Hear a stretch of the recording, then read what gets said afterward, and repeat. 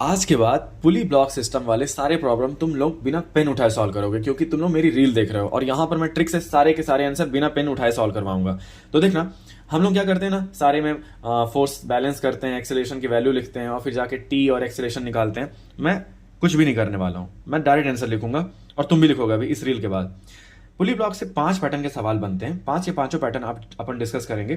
पहला pattern discuss करने जा रहा हूँ जहां पे 2 मासेस लगा देता है और पुली रहती है, स्ट्रिंग रहता है, आपको टेंशन और एक्सेलरेशन हमेशा पूछता है। ठीक है, तो क्या मैं कंसीडर कर रहा हूं कि M2 बड़ा है भाई मेरा, तो एक्सेलरेशन निकालना है। तो मैंने क्या बताया था आपको कि एक्सेलरेशन निकालने के लिए आपको अनबैलेंस लोड लिखना है। अनबैलेंस लोड क्या हुआ, M2G माइनस M1G। लिख देता हूं भाई, M2G minus M1G upon total mass करो।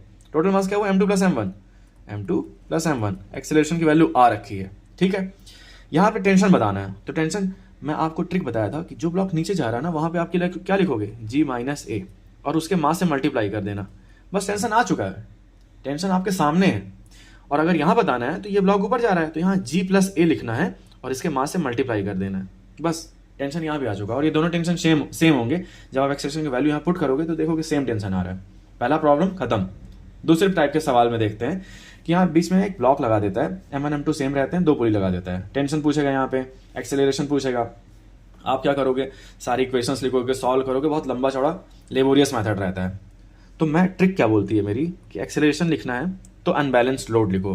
क्या हुआ unbalanced load, M2G minus M1G, M2G minus M1G upon total mass M1 plus capital M plus small M2, M1 plus capital M plus small M2। Acceleration की value आ गई है पूरे system की।